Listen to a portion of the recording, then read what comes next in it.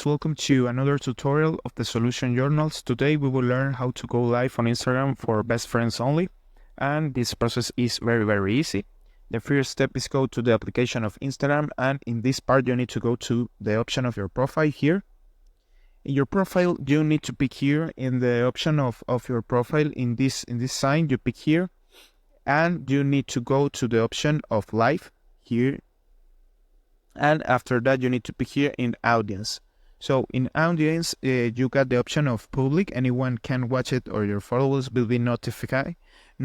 But you need to pick here in practice, and that option permitted to you go live by yourself or with other to practice. So you pick here, you pick in set audience, and after that, in the interior part of this, you pick here in add title,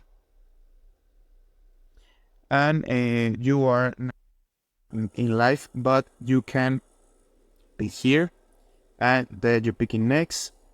This is the tutorial done, and here you can request, you can invite people to join to the live, like a close friends. You can put the username of that person, and that person will be notified, and these people can join to this live. So this is the process. I hope this tutorial was helpful for you. Follow us for more content like this.